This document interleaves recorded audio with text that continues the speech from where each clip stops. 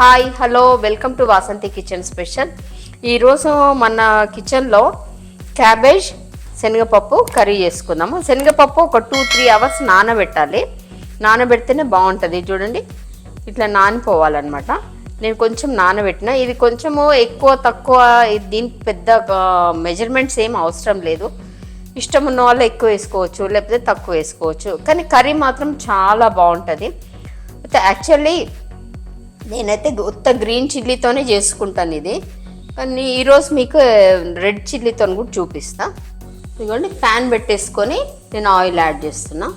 Oil కొంచెమే add చేసుకోండి. కొద్దిగా ఆవాలు, ఇది జీలకర్ర, కొద్దిగా మినపప్పు యాడ్ చేస్తాం. ఇవి కొద్దిగా వేయించుకుందాము. ఇది కొంచెం ఎర్రగా అయింది కదా, చాలు. ఇప్పుడు మనము ఉల్లిపాయలు యాడ్ చేసుకున్నాం. తర్వాత ఒకటి పచ్చిమిర్చి. ఈ పచ్చిమిర్చి మాత్రం ఏమో డేంజర్గా వస్తున్నాయి. ఏది కారం ఉంటుందో ఏది కారం ఉండట్లేదో ఏం అర్థం కావట్లేదు. ఇది ఆనియన్స్ కొద్దిగా ఫ్రై కానిద్దాము.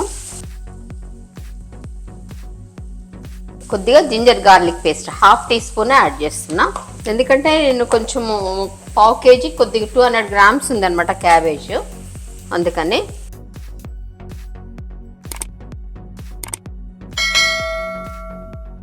ఇప్పుడు కొద్దిగా పసుపు,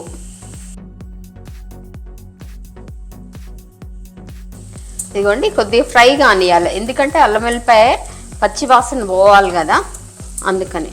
ఈ క్యాబేజ్ కూడా ఏమో అబ్బో ఎట్లా చెప్తున్నారంటే థైరాయిడ్ ఉన్నోళ్ళు తినొద్దు, ఒకరు తినమంటారు, ఒకరు తినొద్దు అంటారు. కానీ అసలు అయితే ఒరిజినల్గా మంచి కుక్ చేసుకొని తింటే ఏం కాదు, కానీ రా క్యాబేజ్ తినకూడదంట.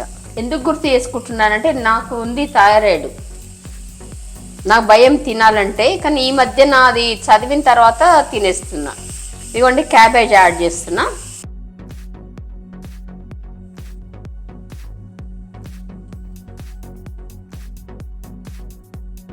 ఒక 5 మినిట్స్ మూత పెట్టుకుందాం. లో ఫ్లేమ్లోనే పెట్టాను నేను. ఇదిగోండి కొద్దిగా ఫ్రై అయింది కదా. ఇప్పుడు మనం నానబెట్టుకున్న శనగపప్పు యాడ్ చేద్దాం. యాడ్ చేసి సిమ్లో పెట్టేసి మూత పెట్టండి. మీకు హరీబరీ ఉంటే మీడియం ఫ్లేమ్, హై ఫ్లేమ్ మాత్రం పెట్టకండి. ఎందుకంటే పప్పు కూడా కొంచెం ఉడకాలి కదా, అందుకని సిమ్లో అయితే బ్రహ్మాండంగా ఉడుకుతుంది. నేను ఏ కర్రీ అయినా సిమ్లో పడేసి మంచిగా బయటకు వెళ్ళి హాయిగా వేరే పనులన్నీ చేసుకొని వస్తా.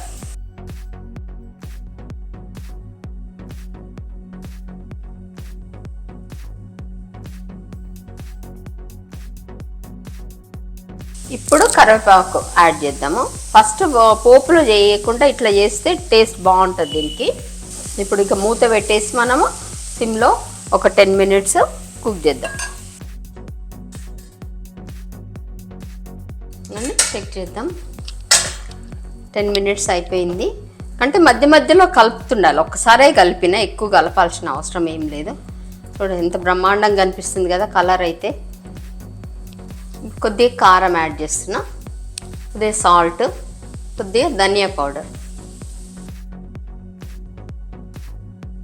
ఇది పొడి కూర లాగానే వస్తుంది, చాలా బాగుంటుంది. అసలు ఎంత టేస్టీగా ఉంటుందంటే అసలు చపాతీలు చేసుకొని దాంట్లో పెట్టుకుంటే కనుక అబ్బా అదిరిపోతుంది. ఇంకోటి మీకు పప్పు ఉడికిందా లేదా అని మీకు డౌట్ వస్తుండొచ్చు, ఒకటి తీసి చూపిస్తా.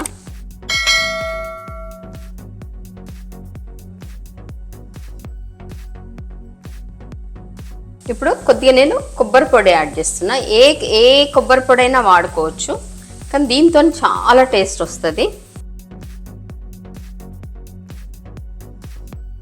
క్యాబేజ్ కర్రీ నచ్చితే ఒక లైక్ చేయండి. చూడండి ఎంత బ్రహ్మాండంగా ఉడికిపోయింది, ఎంత బాగుందో కర్రీ.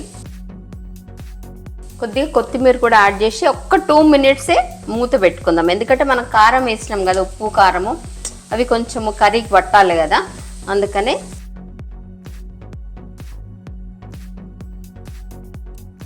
ఇదిగోండి మంచి ఫ్రై అయిపోయింది మన క్యాబేజ్ కర్రీ.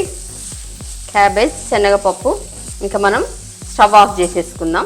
ఇదిగోండి ఎంత సింపుల్గా ఎంత ఈజీగా అయిపోయింది కదా మన క్యాబేజ్ శనగపప్పు కర్రీ. చాలా టేస్టీగా ఉంటుంది. చూడండి ఒక 10 మినిట్స్లో కర్రీ రెడీ అయిపోతుంది అనమాట.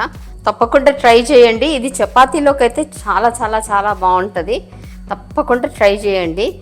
ఎలా వచ్చిందో నాకు చెప్పండి. Thank you.